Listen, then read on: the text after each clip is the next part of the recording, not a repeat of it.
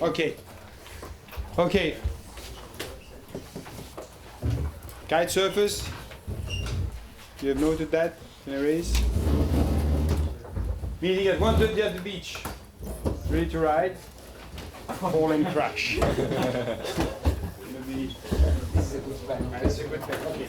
So what I want to do for the last class today is discuss a little bit of important sampling, and I will start by repeating to you.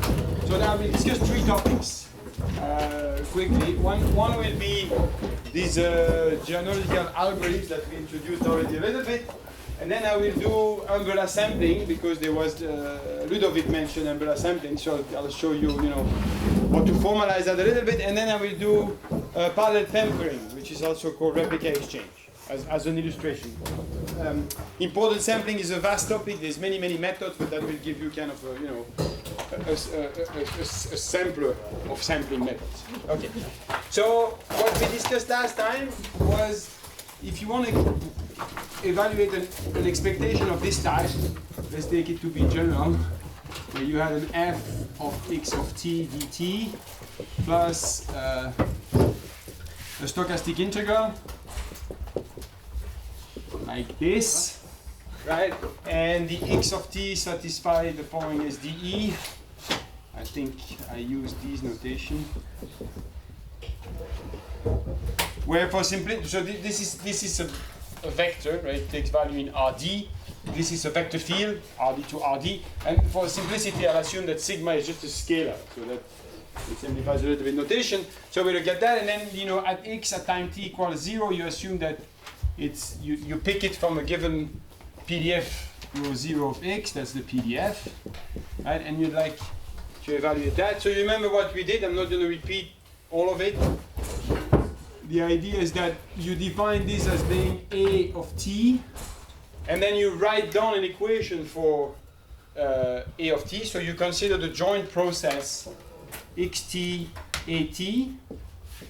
Associated with this joint process, there is a probability which is rho of t xa. That's the PDF of the process x and a. Okay. In terms of that object, you realize that you can write down an equation where if you take this guy and then you put e to the a, and then you integrate over the a and the x, right, where a is integrated over r and x is integrated over omega, right? That gives you the value of this expectation. Okay? And then what we did is that you can write down the forward Kolmogorov equation for this guy, right? And then you can notice that in fact you can reduce it. Namely, you can do one integral here, which is that you can reduce it into something that I think I denoted like that, right? Where what this rho at is, the rho at is the integral over a. So is the integral is this guy. Is the integral over a of this, and okay, sorry. Is this guy. That gives you the guy that is here, right? It's a bit of a... Right, you remember that? Like that.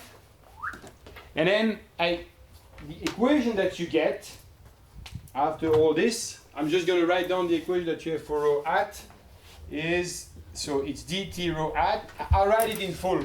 So it's a function. So it's, so this bit, is a minus, is the generator that came from the x process, okay? But then you need to integrate what comes from the other one, and if you do that, there is one term that come in, which is the gradient of gx rho at, like that. And then there's more terms that appear, which is there is a plus f of x plus 1/2 g of x squared rho at. Let me just double check that. Yes, I forgot simply that here there is a sigma. Excuse me, Eric. What is the red thing? Is rho of big T? Yeah, that one, sorry, you're right. This is true at any t, but in the formula that's there, it should be that guy. Right, so you need to solve this, and the initial condition that you have for this is that rho at time t equals 0x. Well, it's just the rho 0 of x, that's the one that's there. Okay? So the statement is that if you solve this equation, right, and then you integrate it, so you look at the total integral of that at time t, integration over x, that gives you the value of the expectation that you're looking for. Okay? Of course, you could have done that differently, right? You could have simply said that this is E of AT and remain at the level of the joint process. But this is just showing you can eliminate one bit and just get that. Okay? Now, if you look at this equation, you see that there's two things. That's what we discussed again also last time, right? Which is that there's a part here that involves derivatives with respect to x, because there's a gradient, and a Laplacian. But then there's another bit, which is the one that I'll put in blue, which in fact is the one that somehow that makes that this integral is not equal to 1, because that's the one that makes that the mass here, the integral of this quantity, is not conserved, right? That guy here is a total derivative, it's a conservation law, but because of this term is no longer a conservation law, so this integral is actually varying, this guy is varying in time, which it should be since it's supposed to give you the value of this expectation, okay? And so there is two, what can you do with that? And these are these generical algorithms that I'm going to discuss very briefly now.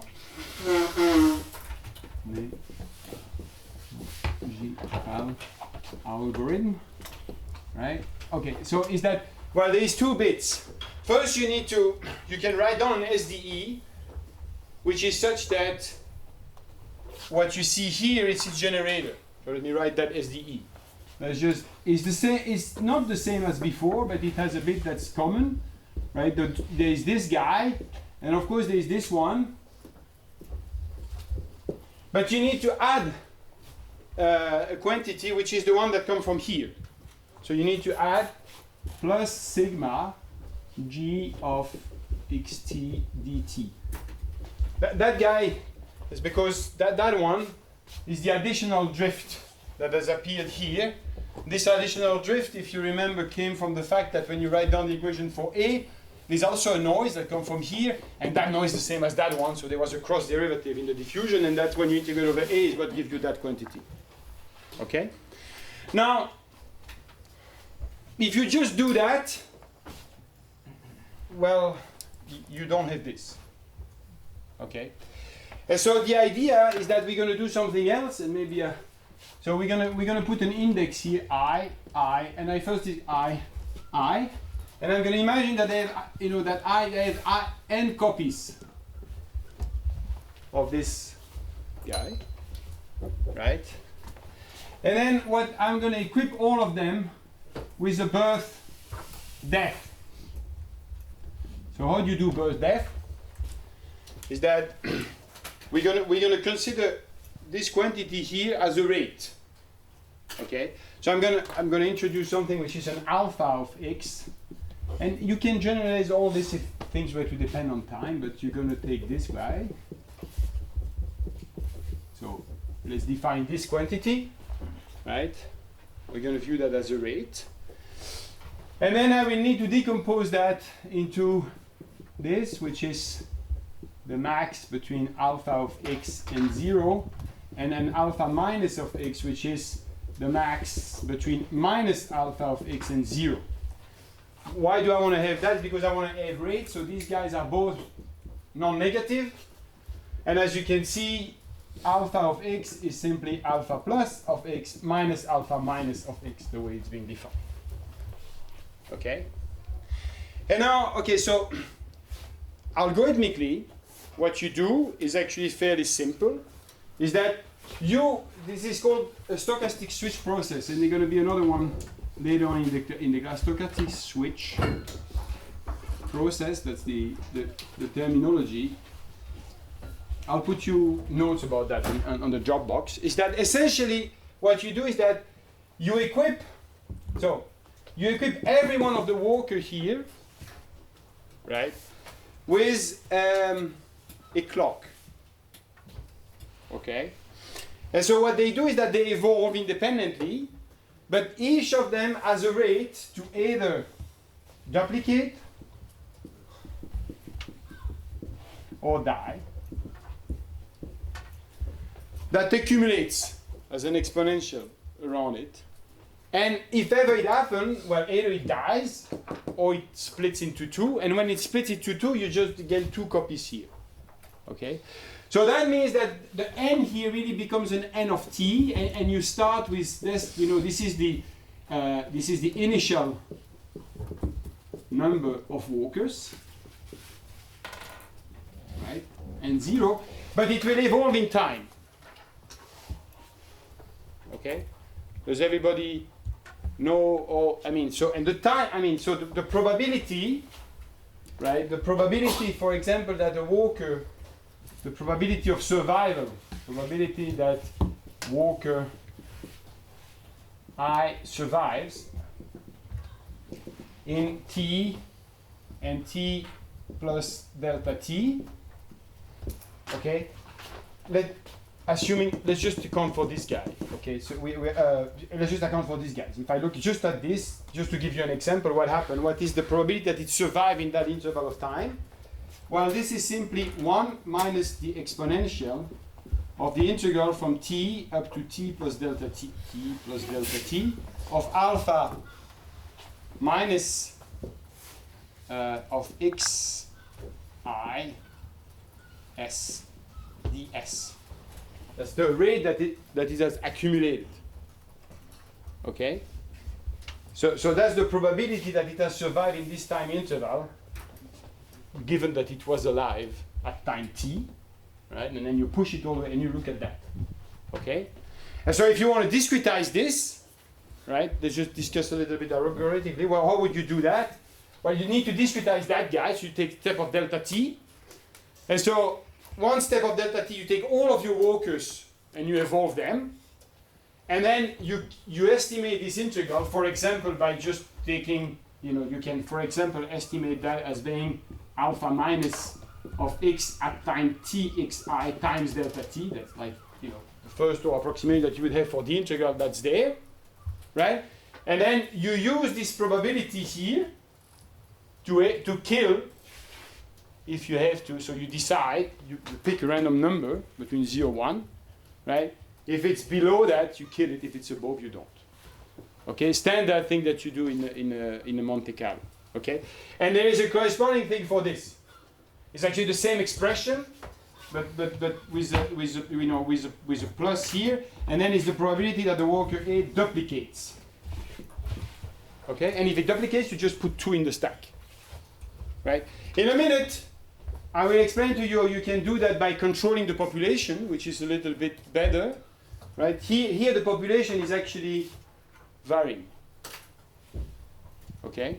Now, you need, what I have not done, and I'll try to do it quickly now, is to show that if you do that, somehow this is what emerged. The probability of these workers is like that. So you can try to think about that in 2 ways, right? Which is that you can introduce a row n of tx, and it's the n. I'm just going to use n to say is with some workers, but we're going to do, it's the one where you take n0 over here, and then you take the sum from I equal 1 up to nt of delta of x minus the xi of t. So this is the empirical density of the workers, but the sum here varies in time. Okay, like the number of members that you have in the sum, because n of t is not equal to, it's an integer, but it can be something which is different. And actually, if you look at that, right, so what I would like to show is that essentially, if you take this guy, well, there's 2 ways you could know. One could either try to prove that if you take the expectation of that quantity, it's rho at. In fact, I'm going to put a little at on it to But what I would like to show simply is that this guy, that there is a law of large number that says that this guy converges to this if you take n0 going to infinity, at least on finite time interval. Okay? Okay, so you have, you have the tools to do that. Let me just maybe kind of try to write them down here. I might have to... What? Convert this to row? To row act. One over n0 or 1 over n? 1 over n0, otherwise it would not be row act, otherwise it would be normalized, right? In fact, you can see that the estimator for this quantity, okay, if the will simply be n of t divided by n0. Yes, is the number, is the who has survived up to time t, okay? So if we want to do that, and now I need to add, okay, I'll need to use part of this board. I'll keep that equation here, but I need to use part of this board. So, but I'll first introduce. You remember how we did this? This guy is a Markov process, and you can write down an equation for it because it's specified by what's going on here. Okay? And remember how we did that. The way you do that is that you take a function. So let me repeat this. You take a functional of row n. Right? So this is the guy at time t, and it's a functional.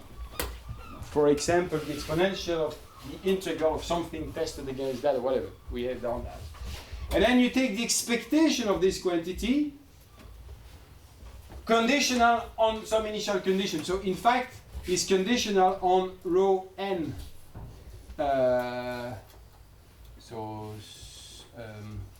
It's conditional on this. Let's write it. I'll just write it as being row 0. So what does that mean? That means that you take all of the xi0 to be distributed according to that. Okay? And this defines a functional, we write it as u, of row 0. Right? And then you can write down the backward Kolmogorov equation for that.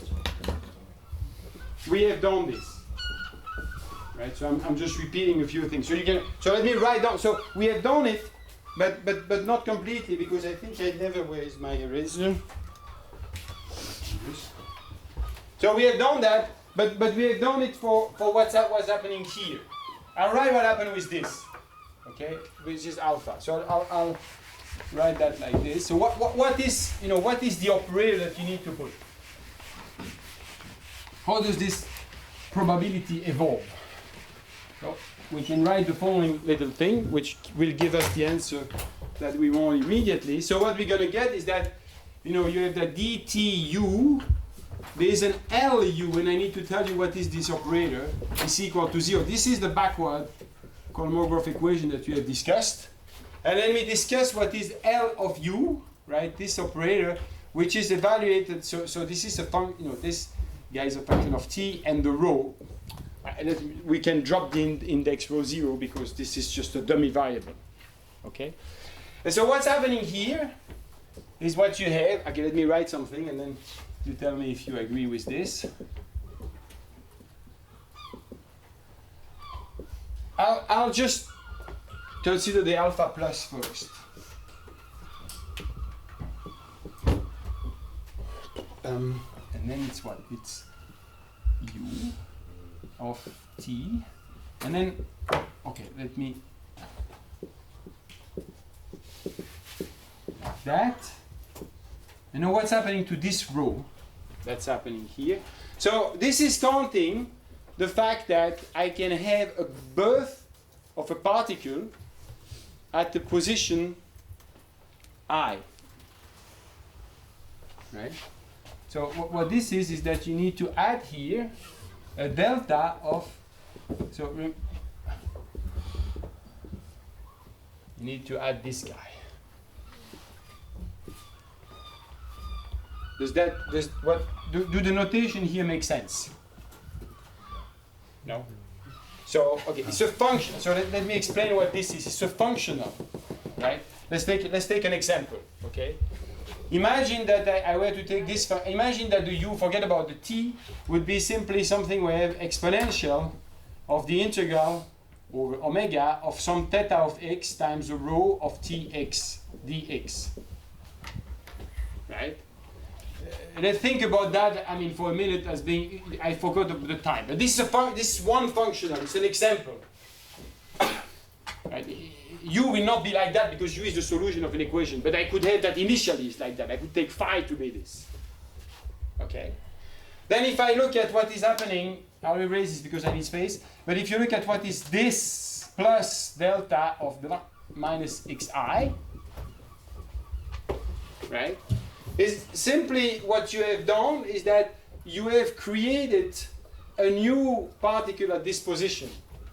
Because what you have done is that this is the exponential of the integral of theta of x with the rho of x as before, but you have added something here which is, well, okay, forget about the time, let's just put them all as, you have added this guy here, right, which is you simply, you add this term over here, so you integrate, so you have theta of xi.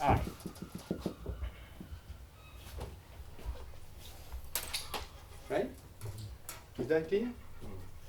And the reason why I write it as a dot is because it's a functional. You need to view that as as a big. It's a vector, right? Like so this is is it clear? Yeah. Okay. So then. The alpha should be divided by n0. Let me. That's a good point. Let's think for a minute. Yeah, that's right. Because you're right. Perfectly. Thank you. Was checking if you guys were paying attention, and you are. Bravo. There is an n0. Yes, because that's the way it changes the empirical density, right? So there's the n0 there, and it's going to be key that this n0 is there, right? Okay, so then you write that, and then there's another term here where you would put another. I mean, you would put this, right? And then it's delete something there, so I would get a minus instead of the plus. I would get minus. Maybe write that a bit more properly. Is plus 1 over n0 delta of dot minus xi, and here with the minus if you take this minus. Okay, let's imagine for the moment, just for the sake of the argument, that f is positive. If f is positive, this one is always positive, so I don't need to care about the alpha minus. I can just add particles, right? You can. So in this case, alpha plus is alpha. So let's just eliminate. And just count this guy to not, otherwise I just need to repeat twice the same thing but with a different sign. So you just look at this. Okay? Now there's one thing that you can notice, let me erase that you can actually use the definition of rho to actually rewrite this sum as an integral with respect to rho n. Right? Which is, this is the integral. There's again an n0 that appears here. Yes? And then what you put here, you put alpha plus. I mean, I'm going to keep putting alpha plus. Then you have the rho. I mean, this is rho n of x. So this is, we're talking about the rho n here, right? This is rho n of x. Okay? Because this sum can be represented as an integral. And then, of course, what you then have here is that you have rho n plus 1 over n0 delta of dot minus x. This is like that. Minus un of t rho n. Hop. Right? I've just rewritten everything. It's just that I can replace the sum over xi by an integral over this. And so this is all dx. Okay? And then we do, if you want to show a law of large number, what do? Well, you do what I said there. You take the limit as n0 goes to infinity. If you take the limit as n0 goes to infinity, there's only one term that survives here. Right? What's the term? I mean, when you take n going to infinity on this object, okay, let's evaluate it as, I mean, this guy will converge to rho, and what do you obtain? They are all rho at, by the way, I forgot my little ats.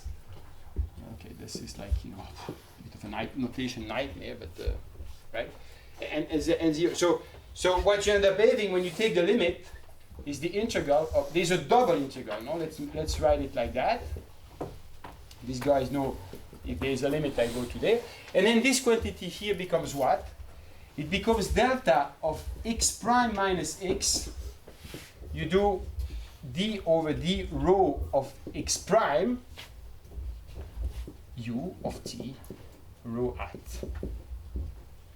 And then it's a dx and a dx prime. The dx is the one that was there before. The dx prime that you get here is just when you do Taylor series, but at functional level. Yes? You say this minus this. I'm just using the fact this is the equivalent at functional level with functional derivative of what you would write down as being just Taylor series, the first term of the Taylor series expansion of this. This is right. This is a definition, if you wish, of a derivative. That's the way the functional derivative is derived. So you get that. Okay? And then once you have written this, well, first of all, you notice that this delta I can integrate upon, right? So I can integrate over dx prime. That eliminates the delta, and that eliminates this prime. Right? And what do you recognize here? Well, you recognize the generator, because this is now a first order derivative of this term. If this is alpha plus rho at, there you go. Okay? So that shows you, right? It shows you that if n is large, this empirical density here, okay, converge is close to the solution of the equation which is there. And this is the same tool as the one that you have used in all of the classes. Right? So you can, okay? Now, why is it useful to think about it this way? It's because you'd like to know typically what is the error. I mean, you're not working with n0 infinite. You're working with n0 that's finite. So you'd like to know what is the error that you're making if you're using this quantity here as an estimator, right, for the rho and the expectation that you want to compute. But that you also know how to do, because, for example, you can prove large deviation principles and CLT with the tool I gave you simply by,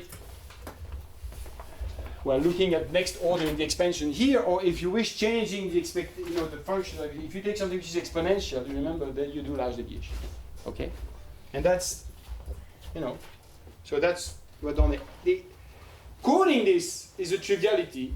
In a way, well, because you can just code this equation and do what I explained there. After every time step, you decide who you kill and who you duplicate. Right? Okay. Now, I'm going to try to keep this, and I'm going to write something there. I don't want to discuss that too much, but it's the same idea, because I'd like to discuss two other things today, which is, it'd be better if it was n of t here. Or more appropriately, it would be better if this n of t was always n0. Because if you code, for two problems. From the viewpoint of coding this, it's easier if you can allocate memory at the beginning and stick to it. You have the number of walkers that you want to have is a billion, a million, and that's it. It's not going to fluctuate as you calculate, because reallocating memory is always a pain. That's one thing. But also there's something here which is that you would like to guarantee that that the number of walkers remain big, because it could be all of the statement I have not really. So when you look at this statement here, right, it's a statement of weak convergence on finite time interval. T is fixed when n goes to infinity. Okay.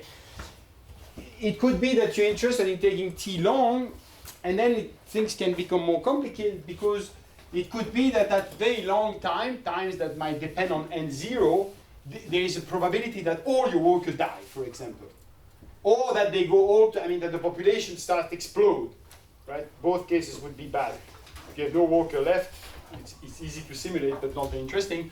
If it blows up, well, it's actually kind of good in a way, but bad in another, because that means that your computer will slow down. So it might be reflecting something. But okay.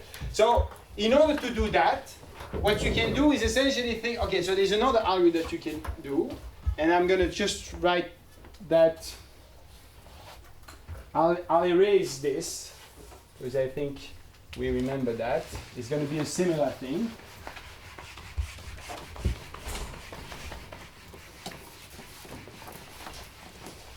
What you can do is, let's imagine that I introduce another quantity, okay, which is instead, so I'm going to take the row hat of tx, and then I'm going to divide that by row hat of tx prime, say dx prime, and I'll define that as being row of tx.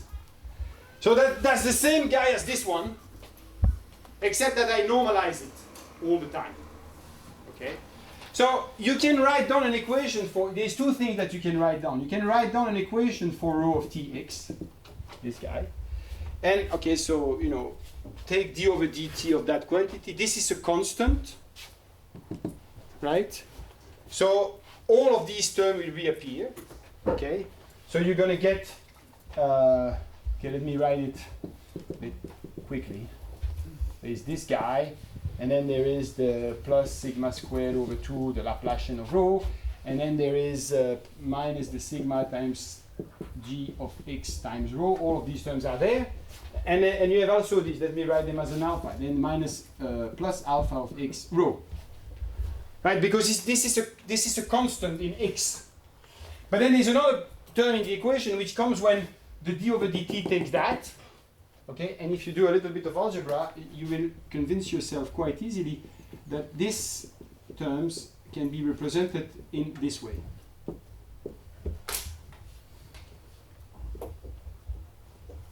So, the equation that you get for rho, the normalized version, is just one where there's an extra term here. Let's denote this by alpha bar. It's a function of t. Is the average rate. Yes? You can see that no, this equation conserves the mass. Because if I integrate this, all of these terms disappear. That's a conservation law. And then the integral of this guy balances the integral of that guy. Because this becomes alpha bar, and the integral of rho is 1 if it was 1 initially. Okay? So this equation here is such, which is a consequence of the definition, that the integral of rho of tx dx is equal to 1. Okay? And there's something else that you can figure out, which is that there's another little quantity, is that you have not lost any information, because you can also convince yourself that this is true.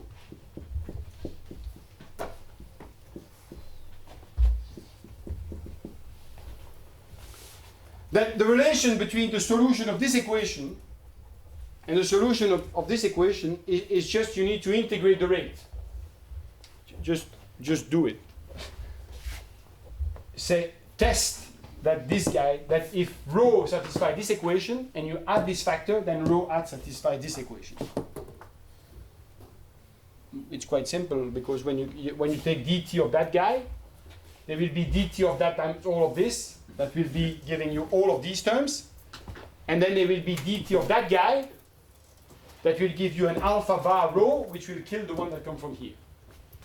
Okay? So that means that at this level, right, what you see is that, remember that when we were computing the expectation, I said that the expectation that we were computing of the that has now been erased, I told you this is equal to this. This was what over there. And now this is saying, well, since this one is normalized, it's also simply equal to this.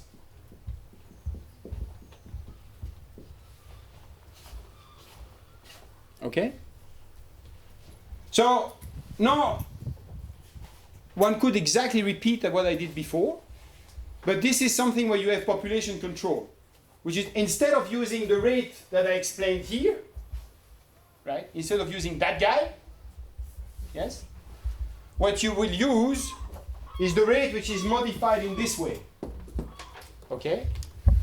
Same algorithm, but this one has the following property that on average, so here I could have made the assumption that this rate was always positive, but this will no longer be the case, if you do that. Because by definition, if you take the average over the particles of the rate, right, and you subtract that to the bare rate, well, this needs to be positive at places, then negative at others. Okay? In fact, it has to guarantee that on average you conserve the population.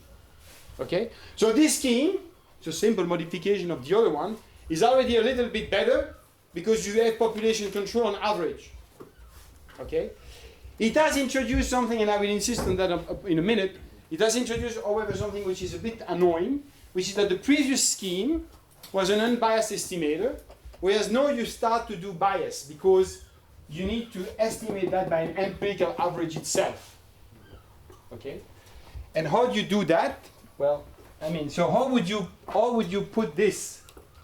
So that guy, you can modify this here with the rate, which depends itself on rho n, right? You would estimate, you would estimate alpha bar. You would have an alpha bar of n, say, which instead, I cannot compute this integral here, right?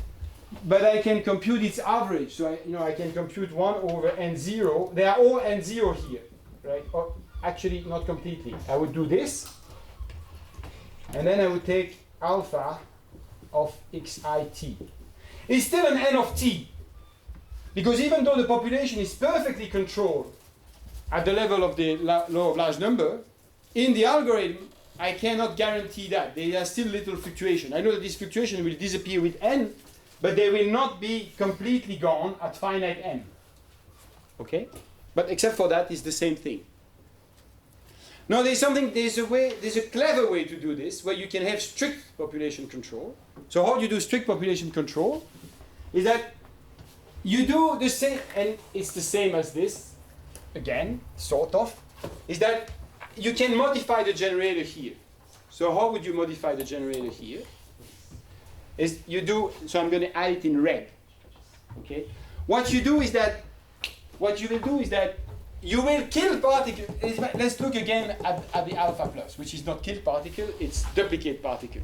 So you can duplicate the particle exactly as you were doing before, but each time you duplicate the particle, you pick another one at random in the stack and you kill it.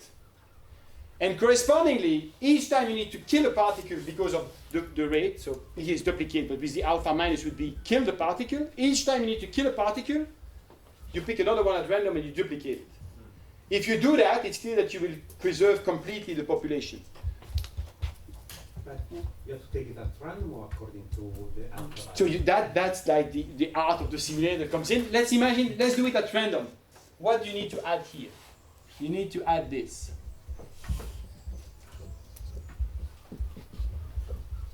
It's like that. And then here I need to add minus 1 over n0 delta of dot minus xj. This is saying I'm working with pairs now, right? I take a pair of particles. If this one is duplicated, oops, one pops in. Then I pick another one at random and I kill it. And that's picking one at random among all the one that are there. Yes? So if you look at what's happening here now, right? You can also represent this, but now you need another integral. And this integral is with a rho n of x double prime. That's a double prime. And here you have a minus 1 over n0 delta dot minus x double prime. And now you are also integrating over x double prime. I'm just using same step as I did before. I represent this sum here as being an integral over the empirical density. Right? Do the step that's there. Okay? So maybe let me write that one. Since I have the equation written there, let me write it. And that's pretty much the last thing I want to discuss here. If you do that, what do you get? You get, if you take the limit as n0 going to infinity. With this algorithm, n0 is n, because the population never change. You completely balance, what's being so what you get is that you get this guy, then this guy, then this guy, and then here you get, so there's two terms that comes here, so let me write them down.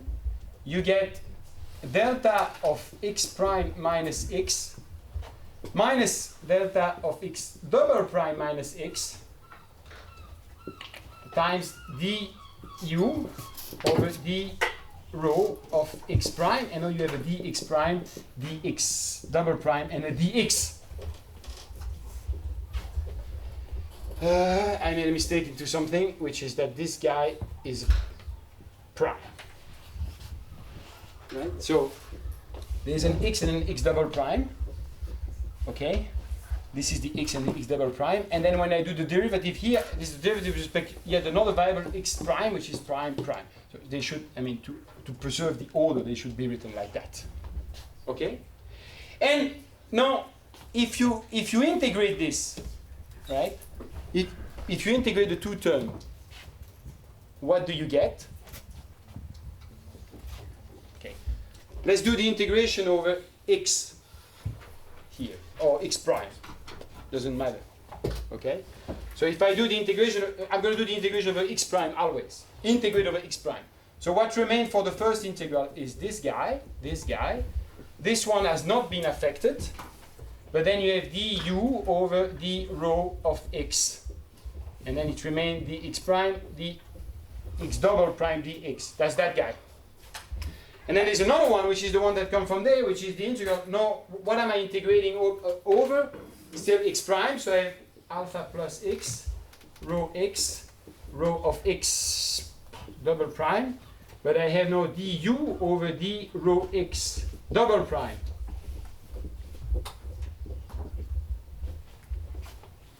Right? Now you see that I can do some integration because this is this factor here is there's an x, but the integral over rho is 1, so this guy can be eliminated. Right? In this double integral that remains, I can do the integration over double integral. I can do the integration over x double prime because this guy is 1. Mass is preserved. And now here, right, I can also do the integration. Now here the integration that I need to do is with x. Because I can think, right, I could, these are dummy indices. So the one that matters is the one that is in front of there. So I can do the integration over x. But if I do the integration over x is taking these factors and integrating that over x. And what is that? Well, that's alpha bar. That's the one that they define over there. That's exactly that guy. Yes? And so this is what? This is the generator of this. Okay? And you can, again, calculate fluctuations. Okay? So I went fast here. Sorry. But it's just algebra. Okay? Yeah. but under these two schemes, if we look at rho hat, I can imagine that the typical states are conserved, okay, in one or the other. But fluctuations are different. Right? No. Here, so you can at do the level two. of rho hat.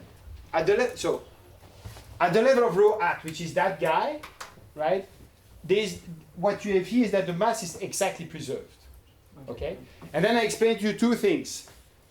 I could write down the same scheme as before, just saying I have a new rate, which is a rate minus its average. Mm-hmm. If I do that, and I use n particles, I use a particle system instead of, because I cannot manipulate that guy exactly, then what you would obtain is a scheme that preserves on average a number of particles, but they would still fluctuate. Because the empirical, the empirical average is not the true average, the number of populations. So there's always a chance that I don't. Okay, so you can do that, but it's not the best way to code the thing, because there is a simpler way to do exact population control, and the exact population control is that you don't think about this like that. It's going to come for free, and what you do is that each time a particle dies, because the rate tells you so, you pick another one and you duplicate it. It could be the same, by the way. right? If you do here, you see the somewhere, it could be that you kill it and then put it back immediately, but in general it's going to be another one if the number of particles is large. And correspondingly, if you duplicate one, then at exactly the same time, you kill another. In the code, that's just switching identities, right? It's very simple to code. And what I showed you by this little manipulation here is that if you do that, the law of large number that you obtain is exactly the equation with exact population control. The only thing that you have done is that now I have imposed population control exactly even at finite particles. Okay? There will be notes about this, so you can go to the algebra if ever you want to, but that's the basic idea. And if you want to remember just what the code is doing, is that you evolve your particle for a certain amount of time, and then you accumulate rates, and then rates give you probabilities to either duplicate them or kill them.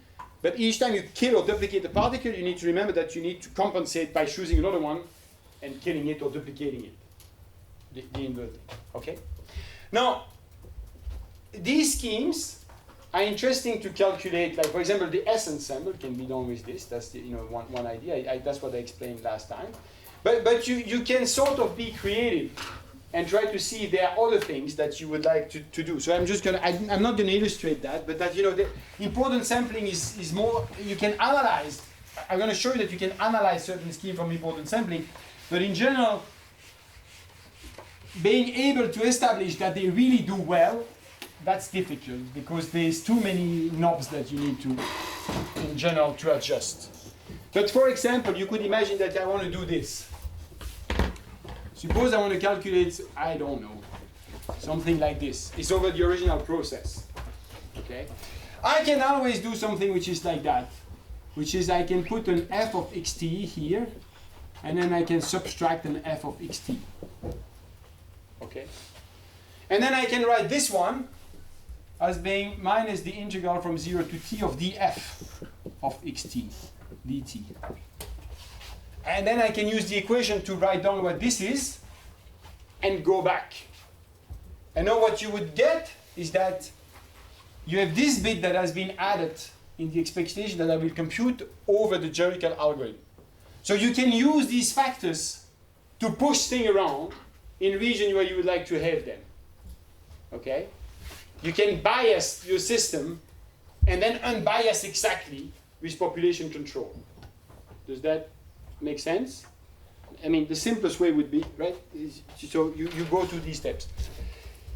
Instead of discussing this in this context, because it's a little bit, but you can, for example, you can do that by combining it with large deviation tools. But I'm not going to discuss that. I'm going to discuss something which is much simpler, so that we make a little pause, because I know that the class is a bit intense. So we're going to slow down a little bit, and I'm going to discuss something which is the same flavor, but somehow much simpler, which is umbrella sampling. Okay, so I'll switch gear and do that. Before I do that, is there any question on this bit? So when you do the simulation, you move your particles and you let them birth or die, and then you control the population. Yeah. And so you accumulate the rate to compute the expectation. Yes. But I think that if you do one realization, so there's something quite strange, because on the left side it seems that it depends on the noise, but on the right side of the equation, so you mean here? no, when you compute, so you said the expectation of the exponential of something is equal to an exponential of something. Yes. Yeah, so So here there is no noise, right? This is expectation. Yes. This is an expectation. This is an expectation, because all the quantities are the ones that are defined at completely mean field level here. In practice, no, because in practice you would have to replace that guy with alpha n. Okay? So when you do a geometrical algorithm on finite time, they have something which is typically we are not, it depends what you do as simulation, but that you're not to is that you're not doing time average. Typically, when you do Monte Carlo, right, you want to compute, all you compute an expectation is that you make a long trajectory and you time average over it. These are called sequential Monte Carlo method, okay? And here, typically, you need, I mean, the sample size that you have is the number of particles that you have. So you're not doing a time average. You're really replacing this expectation by an average over your ensemble. Okay. In fact, I forgot to say that, but in the physics literature, you know, the people they've looked at that the most is Leconte and collaborator. One of them is Kirchen, but it's really Leconte and Giardina. Have been looking at these algorithms in statistics, where they, you know, is Pierre Ledoussal. Is it? Maybe I'm getting. Is it him? Oh well, I'll give you the reference. And I don't remember. That's more in the statistics. And Arnaud Doucet also. I think it's not him actually. I'm confusing two names. But they you know that explain what these algorithms do and that analyzing, right? One thing that, so if you compute, you can combine, if what you're computing is an average, for example, if you go back to this, something like that, where you know that at long time things will converge, then you can do both. You can have your population, and then you can time average on top of it, because you know that there's ergodicity.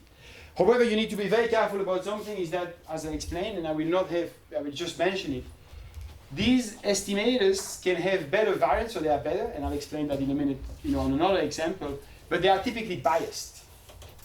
And this bias can be pretty bad.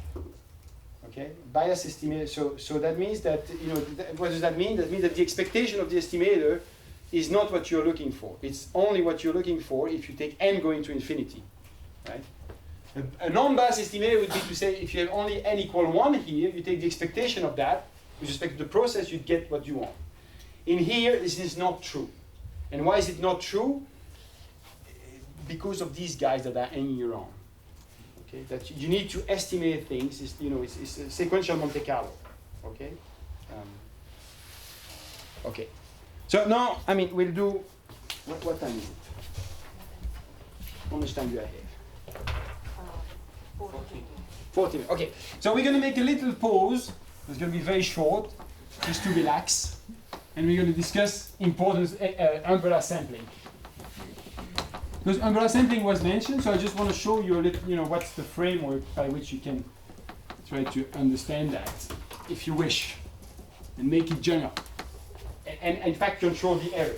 Because the idea of doing all this is that you can try to assess the error. So we switch gears. Suppose that I want to compute an expectation. So I'm discussing umbrella sampling now, okay? Suppose that I want to compute the expectation of some f. Perhaps I should put a capital, it doesn't matter. So what I mean by that is that this is an f of x times a rho of x dx, okay? And rho is some target density. So, and here, you know, and it's over omega. The typical case you would like to consider, for example, is this. Z minus 1 e to the minus beta u of x, right? That way z is there. So that would be, you know, canonical. But you could also think about things where, I mean, if you want, I'm going to write something which is a little bit scary, but you could think about that as being, you know, where x lives in path space. So it could be a path integral. There's a way to give meaning to that. So the expectation that I'm talking about here doesn't necessarily need to be in finite dimension. It could potentially be something which is over path. Okay? Now, what is umbrella sampling? Typically, you might want to calculate an expectation here where the value of this expectation is dominated by realizations that are very rare in rho. In fact, that's what Ludovic discussed yesterday. Right? For example, you could imagine that this is a Gaussian, and with variance 1, and you'd like to calculate what is the probability that x be bigger than 100. Okay, that's a very small number, and if you try to estimate it directly, you're stuck, right? Okay, so the idea of umbrella sampling is that what you're going to do is that you're going to push the system around artificially to force it to go in other places. And how will we do that? Is that we're going to introduce a set of functions, I'll write them as phi j of x, which have the following property. They need to be positive, and they need to be such that if you sum them all, you're going to have j will be from 1 to n. If you sum them all, they sum to 1. I'm going to give you a reference, which is by Jonathan Ware and collaborator, where you will see this is not crucial that you do that. In any case, as long as this is true, you could always divide it by the sum and to guarantee that this then becomes true. You can always normalize this. So look at it. So these are, this is the umbrella in umbrella sampling. It's something that pushed you around. Like for example, for an example here, you could imagine that phi j of x is, I don't know, you just put something, you would need to normalize it, but you would put this, and then you would put, an xj, you plant an xj somewhere, square, and then you put, some delta square like that. Okay? And then there's a constant here, which is just the sum, which in fact depends on x, which is the sum of these guys, or you normalize it, right? So what would that do? Is that it would put an umbrella, which is that this function is only non-zero if x remains close to a certain xj that you have prescribed, right? So the picture that you should have in mind is that, you have your row.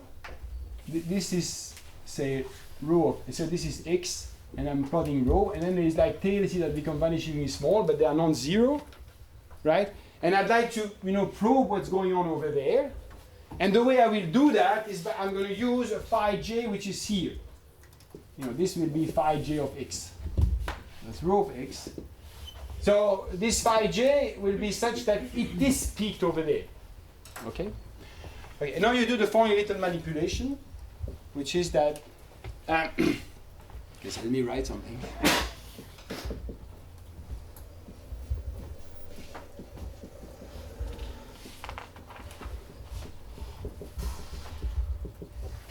Since there's sum to 1, I've just added 1. Yes? And then let's rewrite that in the following way.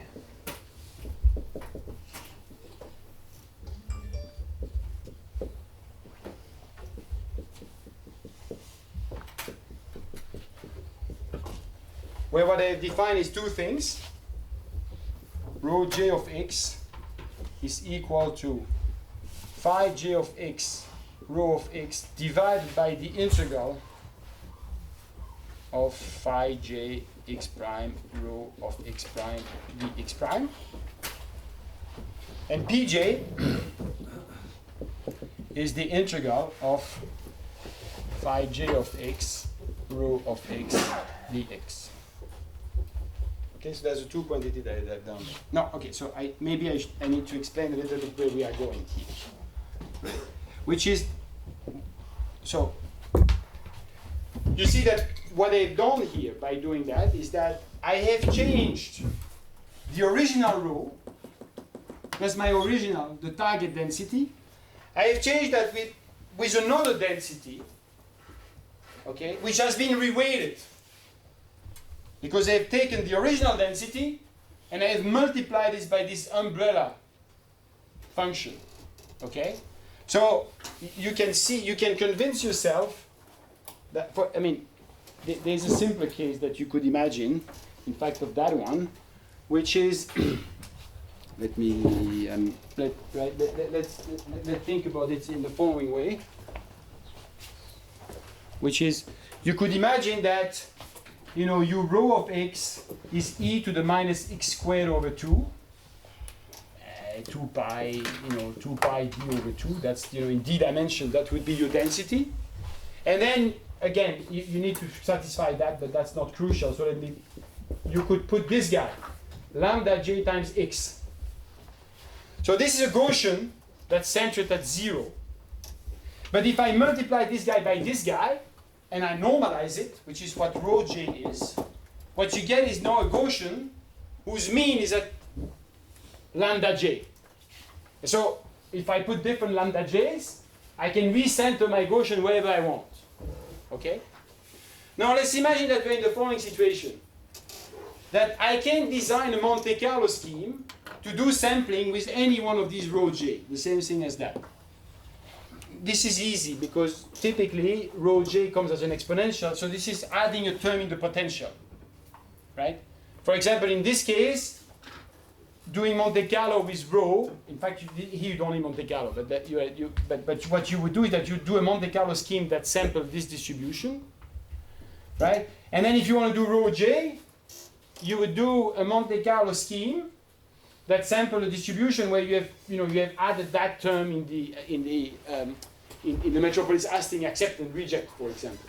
Okay, so you'd now be able to sample at other places, particular day when you need it, right? But now the problem is that now I've written this guy, right? So if I rewrite this, I've written this quantity E of f, and this is, I'm going to define it like that. It's a sum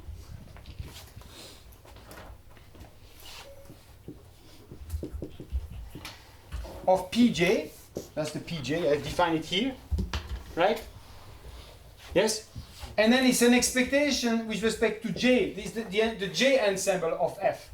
What is the expectation with respect to j is this. Right? This is a proper expectation now. Okay?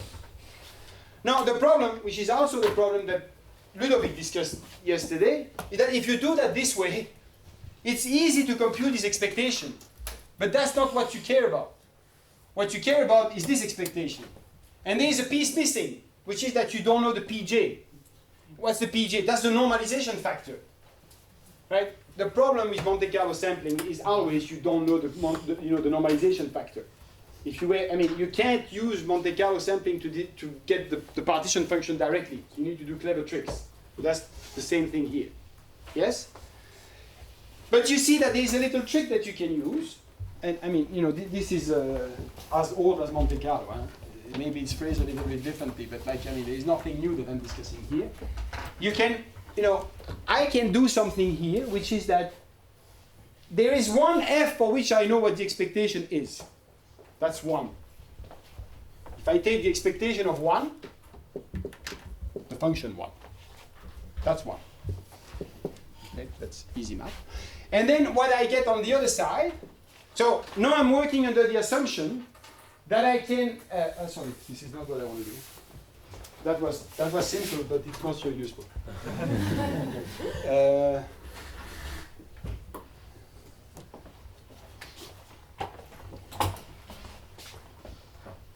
Pj is the integral of phi j x rho of x dx. Right? So that's the expectation. Let me write it as a pi because I need another index.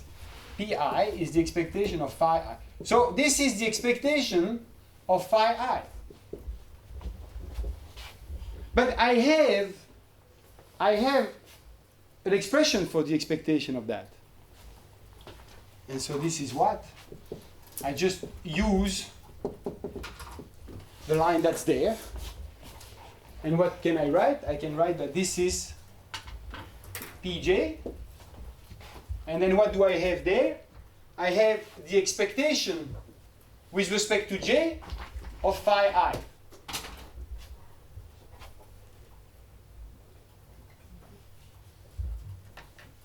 Yes? Yes? Mm-hmm. But I'm working under the assumption that I can compute this expectation. So call that Qji. Qji. And so I have obtained the following equation, which is that I know that Pi is equal to the sum over j equal 1 up to n of Pj Qji. And so let's check that we can now compute everything. I can compute this expectation because I'm working under this assumption. Right? I can do bias Monte Carlo with the umbrella, so I can compute these guys. Right? So that check, I have them. Check. I have these guys. So I need to know what is Pj. But if I can compute this expectation, I can also compute this expectation. It's the same thing. It's the expectation of one of the umbrella, the ith umbrella window in the jth ensemble. That's that guy. So I can compute that. And if I can compute that, well, then I have this equation and I can solve this equation. This is just, what is this? It's Pi is a probability, right? Because if you sum the Pi, since this guy sums to 1, the sum of these guys will go to 1, and the integral of rho is normalized, so it's 1. The Pi is a normalized quantity, right? We have sum of Pi is equal to 1, right? And this is a stochastic matrix. It's a transition probability, if you wish. You can, because if you sum this over I, it's 1 for the same reason. Okay, so you just need to find, this is an eigenvalue problem that you need to, eigenvalue, eigenvector, right? But it's a simple one because, you know, even if you take 1,000 umbrellas, this is still a fairly simple problem that you can solve with MATLAB, okay? And now if you want to ask, and this is what is in this paper by Jonathan Ware, which was the question that was asked before, you can ask, what's the error that I'm going to make when I do this, okay? But there's two sources of error. I need to control that these expectations I can compute, so the expectation at n I want to compute correctly, okay? In the stack, I only need one to be accurate. The one, so what you would typically do is that you don't exactly know which window you will really need to compute the expectation of your f. But you're hoping that there is one that will pick the right signal. So that there's at least one of these guys that is correct. Okay? And that's going to be the one that matters the most. And then here, there is something that you also need to have, is that you need to have that there is a signal in the Qij. And that's, so you need to try to estimate if you have statistical error on Qij, what will be the statistical error that you have on Pi. Okay? And that's what's explained in Jonathan Ware. Which is that in general, it looks like it's a tough problem, but if you stack your umbrella one after the other, like for example sequentially, you would get that, okay, so the term that is the off-diagonal term here that matter, right? But if you, for example, if you have two umbrellas that one is like this and one is like that, which is such that, imagine that this is j minus 1, right? And that's j. And there is a significant overlap between the two umbrellas, then you're going to get a good signal on the Qji, which is j minus 1j, the one that corresponds to the, and that's all that matters. You need to have signals somewhere, but if you, that's exactly what's explained there in a way. But if you have, you know, signals in the key quantity, which is the one that you propagate, then you can propagate your signal. Okay? And you see that this is a fairly general tool. Because if you go back to, you know, we can think about this with umbrella which are, for example, something like that. But you can think about something like this with umbrella, something like this, where the umbrella that you would take would be, I don't know, you know, something where you take 0 to t and then you put a bias, a function of time. This guy is biasing this measure. Okay? You can do it on path space. So that's the way you can, for example, you know, extrapolate in the S ensemble. J here could be, you know, you look at the activity, for example, a different value of S. And then you can superpose them all. Yes? Okay, so that's umbrella sampling. And I mean, I think by and large, this is one of the most used tools to do important sampling. Because it's fairly simple to use. It's not, I mean, it's simple to use, but as with all of these methods, there is an inherent danger, and because you need, I mean, at the end the result will only be good if you put the right umbrella. And in one dimension everything is easy, but if you go in high dimension or in function space, if these are paths, picking the right umbrella is always complicated. Okay? And so that is where you need to combine that with other tools. How much time do I have? 20 minutes. Okay. So that was the interlude, which was kind of a bit simpler. Now I'm going to do a parallel tempering.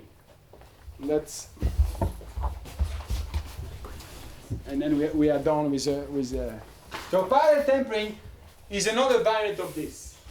Okay? But what we're going to do is that we're going to go from umbrella to umbrella.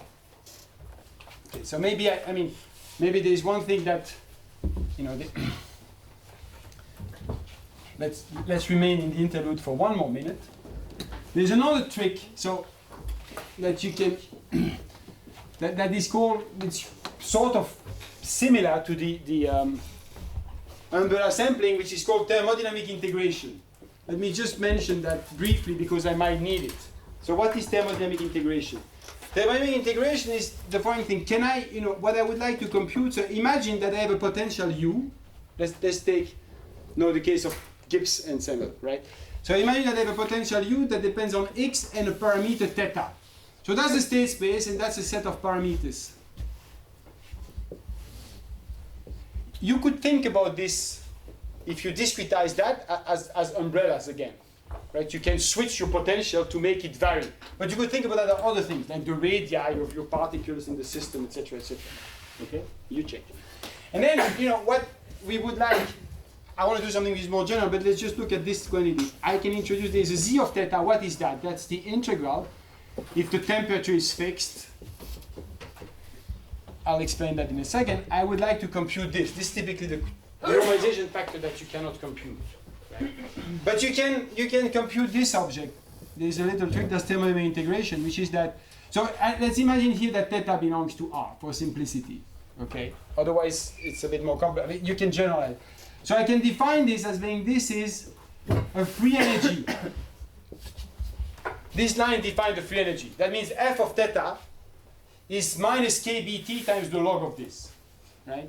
F of theta is minus kBt, which is theta minus 1, times the log of z of theta. Okay?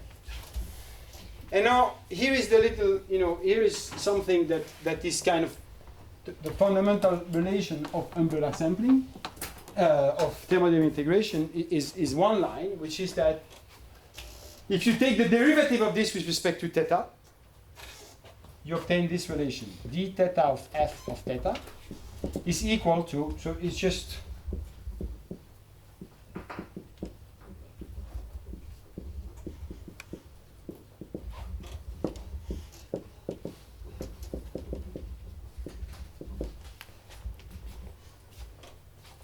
it's one line, right? But this is the expectation in the theta ensemble, meaning the one in which you use u of theta, of the derivative with respect to theta of u of x theta.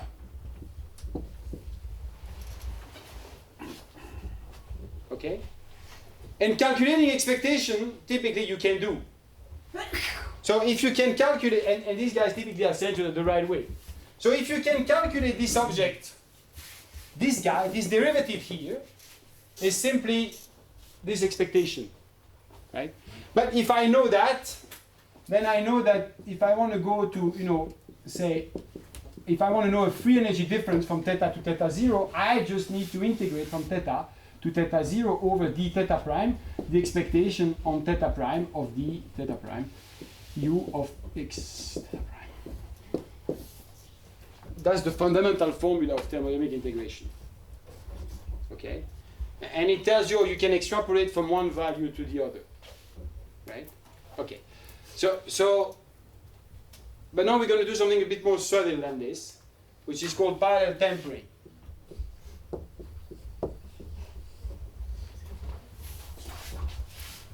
Okay. Yes? So what is parallel tempering? Parallel tempering, so here what you would do, if you do this, is somewhat similar to what was done, what I explained before in a way, which is that it's one bit of umbrella sampling. This umbrella sampling allows you to compute any expectation. This one computes a specific expectation in different umbrella, which is the one that I indexed like theta. And if you have enough of them, you can integrate along it to get the free energy in theta, which is that, or the difference. Okay? Typically, you only need free energy difference, but it could be that if you know one of them is a reference that you know, for example, if you extrapolate the theta here, go from a Gaussian where you know z to something else, well then you even have the absolute value because you know what the theta 0 is. Now, what umbrella sampling, what parallel tempering will do is something where we're gonna try to reshuffle these things, where we're gonna pick a certain number of values for theta, n of them. And we're going to do a sampling where instead of having 1x per theta, so xi theta I, x1 theta 1, x2 theta 2, these guys will exchange their thetas. They will go from one to the other. Okay, so let's explain that. So what you do is that you introduce an extended ensemble. And once you understand, there's just one thing that you need to understand parallel tempering. And I know it's not the way it's discussed in general, but I think that this is a better way because it's our way to do analysis. Is that? Can I ask just a really quick question? Yes. Sorry, I We raised. we have an expectation with respect to j, which is an integer. And now you're taking the expectation with respect to theta, which is a real number. So I mean, if you want to do parallel, you would have to discretize this integral. So it takes steps, and then there's the same problem. So many steps. What's the grid that you need to put? They're always the same. But that's the idea. And of course, you cannot do it continuously. But if you take steps that are small enough in delta theta, you should get something which is okay. So now, what we're going to do is that we're going to introduce parallel tempering. We're going to introduce n replica. So I'm going to denote them by x1 all the way to xn. All of these guys belongs to omega, which is say in Rd, right? Or again, they could be in function space. And I will denote them collectively by an x like a bar like this. Okay? And then we're going to introduce each of them. We have a theta that is associated with it. So theta 1, theta n. Okay? Which one could represent globally like that, but I will not need this, actually. Now, the way parallel tempering is typically put is that what you do is that you introduce a rule that is in detail balanced with something that I will explain, where the x's here are exchanging these values. Right? Think about temperatures, for example. I mean, I should discuss that, right? Maybe. Is that if u of x theta is, for example, theta times the bare potential, this is a way, then you see that if you look at e to the minus beta, this is e to the minus beta times theta. And so if I vary theta, it's like varying the temperature. So this is a standard tempering. But you don't need to do that. You can temper whatever you want. Okay? It's a bit of a strange denomination then, because temper for temperature, but we can temper pressure if you want, or again radius, right? Or this is not dissimilar from the swap. So now what we're going to do is simply this: is that we're going to introduce the swaps that you do here, or what happens is that what they do is that they permute these indices. You take the index that are there, right, in a certain order, and then you reshuffle the order, which is that you reassign the value of the parameter to the various replica. Okay? And so this you can do with a sigma. There was a sigma before for the amplitude of the noise. There's not enough letters. I'm sorry. This will be a permutation from now on of the indices 1 to n. Okay? And now I'm going to introduce an ensemble, which is the following one. I'm going to introduce, so I'm going to think about the replica and the permutations. And I'm going to introduce a big row, which is of x1, xn, all of the replica. So this guy is what I denote by x. And also, it depends on the value of the permutation. Okay? And it will be like this. A normalization factor that I will compute for you in a minute, times the exponential of minus the sum from j equal 1 up to n. We're going to put the temperature, I should probably, and then we're going to take xj theta of sigma j.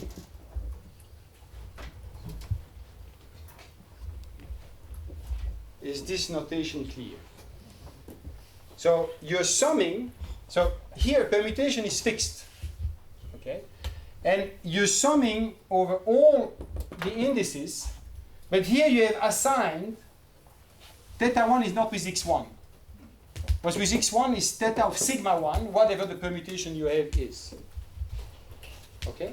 So that's that. And z is just, what is z?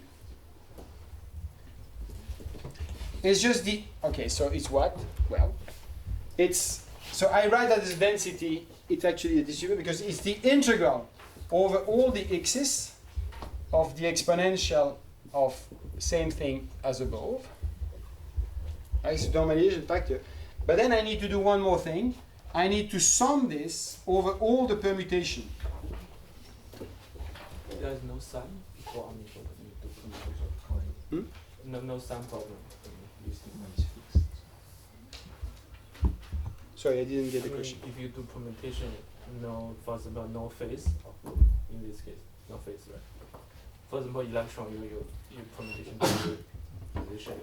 No, I mean, these are not boson or fermion, right? I mean, they're like, there is no, this is not antisymmetric. This is actually symmetrized. If anything, they would be bosons, but it's probably not a good idea to think about it in these terms, right? This is that guy. And then, well, you can actually, think about what this is. This is the sum. I mean, I can do the integral, at least symbolically, right? If I introduce this guy,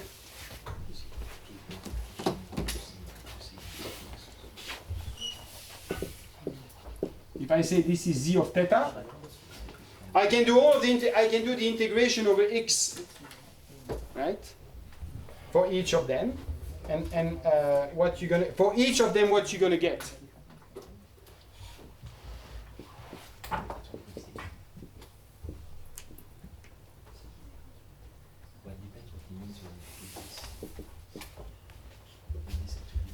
But this integral over x here, I can integrate over x independently for each of them. The sum becomes a product, so I get the line that's there. But this line here, at this level, here, why I cannot delete the permutation because there is this index and this index. But here I only have one index left, so this is simply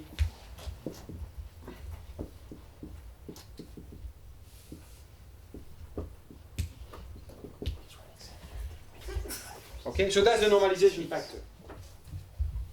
Okay. And now you need to do what one needs to do two things. So what's the idea again? Is that you want to compute an expectation at one value of theta. That's the one you want.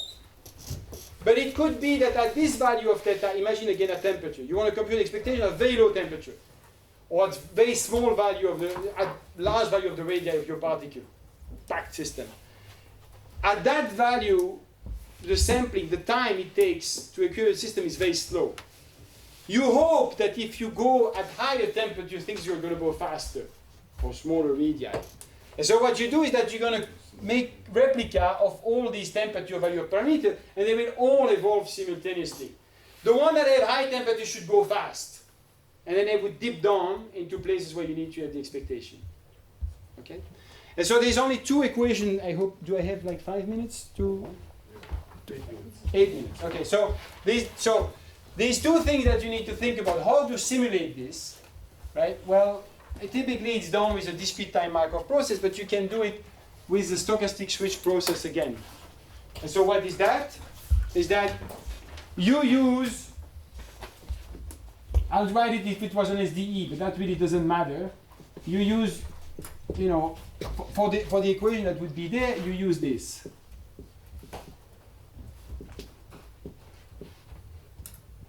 Theta of sigma I dt plus the square root of 2 beta minus 1 dwit. So you do that for a certain amount of time. It's going to be the same thing as what we discussed a minute ago. And then you make moves where you go from sigma to sigma prime. So in other words, this is you evolve the trajectories at a given value of sigma, but from time to time the sigma changes. And how do you change the sigma? You change them with a rate. And so, for example, if you want to, this is the easiest to analyze. So you introduce a rate which is a k to go from sigma to sigma prime, okay, which you want to be in detailed balance with respect to this big ensemble. Okay, and so for example, you can do something which is like that. You take this is just a positive number; it's a scaling. You would take this is an adjacency matrix in permutation space. It just tells you which sigma are accessible from which. It's a graph over the permutation. For example, you would restrict moves in permutation space where you only take two guys and you switch them. That's the adjacency matrix. And then you could, for example, put this. Okay, no.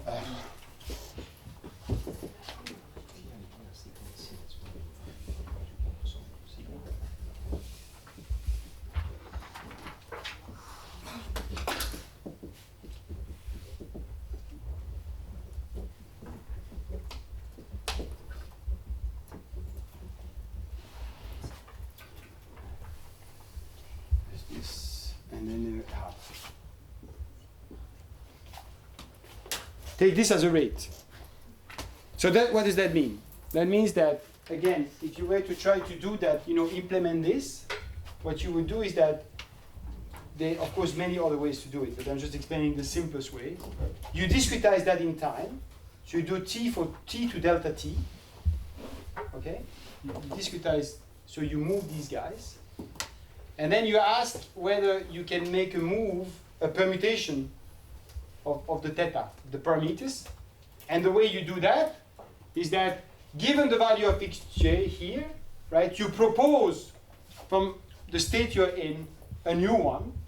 For example, you take index 2 and index 3 and you try to swap them, right? You propose that, and then you accept or reject it with a probability which is associated with this rate. Okay? Is that clear to everybody? If you were to do it discrete in time, you can also do that, which is that you could integrate that for a fixed amount of time, and then at that time propose a new sigma prime and accept or reject it according to a metropolis Hastings. But you just need to remember that the metropolis Hastings factor that you need to use is this guy, right? Not the original energy. Okay? So you do that. And then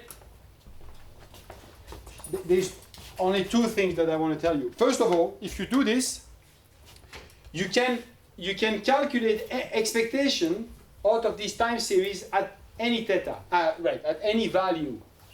So if I want to calculate an expectation with respect to this guy at any theta which is in the stack here. These guys are fixed, right? These are my fixed value over which it could be temperature from a given value to another, 40 of them, I don't know. Right? I can compute expectation at any of these values.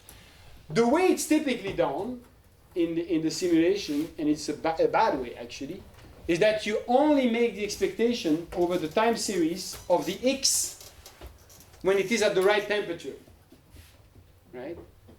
So, because among all of these guys, if you're interested to calculate the expectation at a given theta, among all of these guys, there will always be one that is at the right value of the theta you're targeting.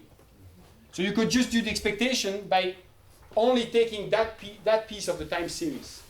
But there's a better way, which is like this. Now let me write that.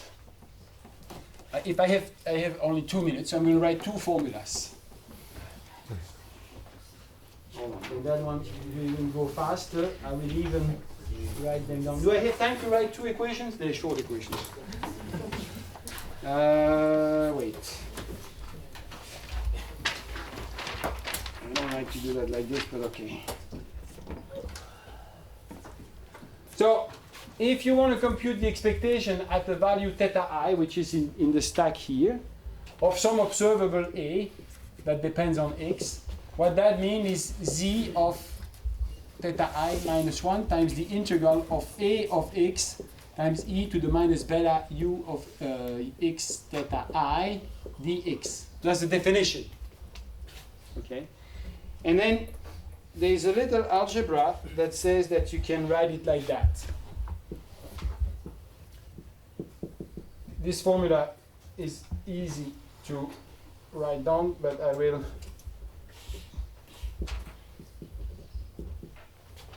And then here I'm going to do this guy. Okay, so and I will explain what it is in a minute. Sorry. Hold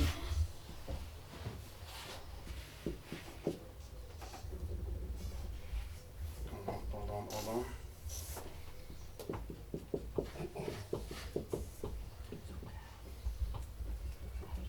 Where the rho of x is this guy marginalized over the sigma. So it's the sum over all sigmas of rho of x sigma. Okay?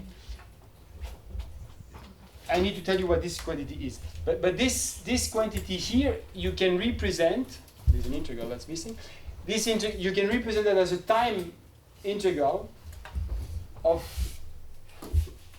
that guy over the time series that you generate by the scheme that I just wrote, right? And the eta ji of x is equal to, so you need to calculate something, but okay, hold on, because I don't want to, so it's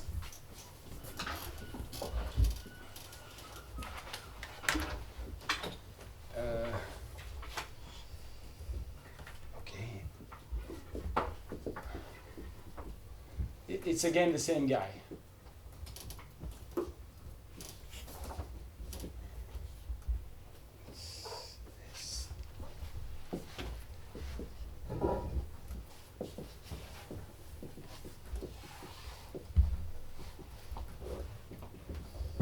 Okay, so what you can do is you can to recover things, and I'm not gonna. This is the last one that I want to write because otherwise you're gonna be completely. So there is an estimator that you can write down, which is this is just a little bit of algebra, where instead of this is what you're interested in, and you can in fact estimate this with an expectation in the new ensemble. This is an expectation in the new ensemble. Because I have marginalized that over the position. This is the way all my x's are evolving by parallel tempering. And it's just that you can do an expectation where you sum over all them. You don't need to take the one that is at the right value of theta, but you need to reweight it. Okay? And what's the weight? The weight is simply something where you take the expectation over the permutation, conditional on the value of x, of a factor that is just picking when sigma of j is equal to I. I use two different notation here. This is sigma of j, it should be sigma of j like that, equal I. Okay? It looks a bit obscure, but this is an expectation that you can calculate. And so is this one. So you can calculate both and get the expectation that you have. The standard estimator works well too, but this one has the following property, which is that you can show, that's again one line, that this has always lower variance than what you would do if you were to make an expectation using this. So you can't go wrong, in other words. You will always, if you use more than one theta here, you will always do better by doing this than if you were to work only with one guy. Okay? And that's a trivial calculation that is just computing the variance of this estimator and using a property of the eta that's there. It's one line. I'm not going to have time to do it, but you can do that for yourself. And so this is a framework that allows you, again, to try to analyze what parallel tempering is doing. And there is one thing which, unfortunately, we don't have time to discuss, but that's an interesting area of research, which is that you could ask yourself, so I have told you it has not disappeared, last thing I say, that the way you do this is that you evolve all of your replica, and at the same time there is a rate at which the permutation change. So a very natural question is to ask, what's the time scale over which I should do both? Right? I could accelerate or slow down. Suppose that the evolution of x is fixed. I could accelerate or slow down the switches that I do with the permutation. Okay? If you use large deviation tools again, always the same kind of apparatus, you can prove that the best way to perform here is to make as many switch as possible. You should actually take the rate of switches or swap to infinity. Okay? And you can design algorithms that do that in practice. And if you do that, that's the best estimator. That's the one that decorates the fastest. And we have tested these things on example, in particular for molecular dynamics, like to sample protein, which show that indeed you see a difference if you do these things. Okay? I think I'm out of time, sort of. And so, maybe just last thing then I share. You can of course combine all of these things, right? You can do parallel tempering with umbrella sampling, with all of these guys kind of like this is part of the toolbox, and you really should try to do that if you have a hard problem to solve. My point was not for the set of lectures was not to maybe explain to you to do that very on practical examples that you can find in other places. What I was trying to do each time was to actually each time give you a framework on which way you can think about these things and try to analyze them. Because if you go into the area of important sampling, there is like a number of methods that is astronomical that is out there, but most of the things that you find are methods that are proposed and it looks like they should be working, but it's actually not completely clear if they do or if they improve things. Okay? Proving that it improves things is more complicated. For that you need mathematical tools. They are not necessarily easy. I'm not saying that this is any easy, but at least that's a way by which you can try to think about these things a little bit. With that.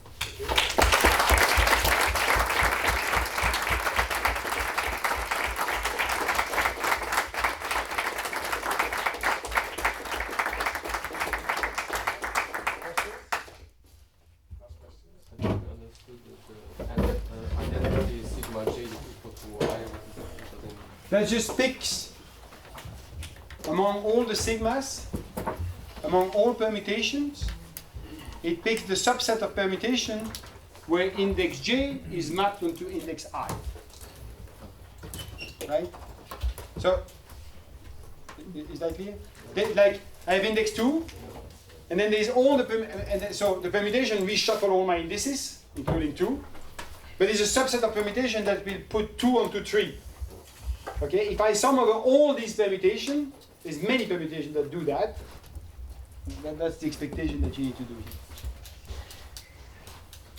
here. Yeah, so you said at the end that increasing the number of swaps towards infinity improves the parallel tempering. What I'm wondering is you also, so that's like sending nu to infinity. In your distribution. But you also had an a sigma sigma prime, which seems like you could set the rate of swaps between any pair differently. Is there some way to like optimize that? So that's I mean this is these two questions in parallel tempering, right? So once you have established that no matter what you do at a given choice will improve things, then you want to improve them the most you can. So there's two questions. What are the values that you take here? What is the temperature ladder, for example, that you need to use? And there are guidelines for that. But it should be geometric progression between two. So that's one thing, but that's okay.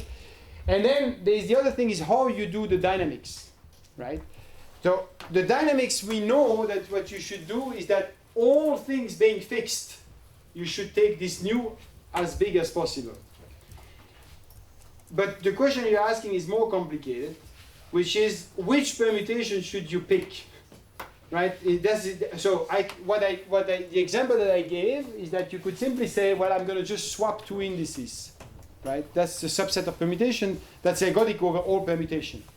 But you could imagine doing more non-local move, right? For example, I could decide I'm going to take 3 indices and swap them, or I could think that they're even more local, which is that not only I switch only a pair, but I only switch pairs that are adjacent in the ladder, okay? And then you get the standard problem that you have with Monte Carlo, which is that all other things being considered, what happens, okay, is that the rate that the acceptance rate that you have will at the end depend on what you do. If you're too conservative, you accept all the time, but you decorate very slowly. If you're too fast, right? If you make big move, then when you accept it's great, but you reject most of the time. Okay. That being said, with all that, that's another reason why taking the swap to infinity is important, is that in that limit, what you do there doesn't matter. They are all the same. Okay? Because you have taken the expectation of that. Now, in practice, you still need to do it. And so then there's a trade-off. But if you were able to take the limit, in particular, I have not discussed that, but you can do the same analysis for simulated tempering. In the case of simulated tempering, okay, so what is the difficulty here? These sums you need to do them numerically. Because you can't sum over permutation. If you have 3 temperatures, that works. 5, that works. If you have 100, the cardinality of this is that, right? So factorial 100 is big. Can't do that. But if so here you need to do it numerically. The same strategy, and I'm going to give you the paper on the Dropbox, can be applied for simulated tempering, where you have only one replica, and you just make these guys dynamical. That's the method of Parisi, and I don't remember the other name. In that case, you can also do the switch as fast as possible, and then you can do it analytically. And in fact, in that case, you can prove it's the same as Wang-Landau, which is another thing that's interesting. Other person? So just so I understand how to calculate the expectation of the right parameter. So when you said you can calculate eta ji numerically, so what you would do is you would first do your dynamics. So you would have sort of your trajectories, and then you just, to get rho of x, you sum over the permutations that you have of the rho of x for a given sigma. Yes. And then for eta ji, you would just kind of compute that for the permutations that you have. Yes. So as long as you pick enough permutations, you have a nice sample of those. Yes. Of those And sums. incidentally, so the way, if you want to work at infinite swap or switch, what you would do is that you freeze the particle for a bit, and you do a run where you do just a run in the permutations, given the x's. Yeah. You calculate this guy, okay, and you also calculate in that case you can eliminate the permutation. You can get some form of mixture potential over which you will evolve the particle. So you use that, you evolve your replica, and then you repeat. Okay. Okay, and that's what we implemented. In the case, something that would interest you because it's for protein. Yeah. Okay. Thank you. Other questions? Okay, so wait just a moment. I have several things to tell you. So the first is, well, to Eric. So we had really a lot of great math lectures here in Beg Rohu, and I think this was really one of the best. So, I mean, I think it was far enough for physicists to be interesting and useful, but not too far, so that we can follow everything. So thank you very much.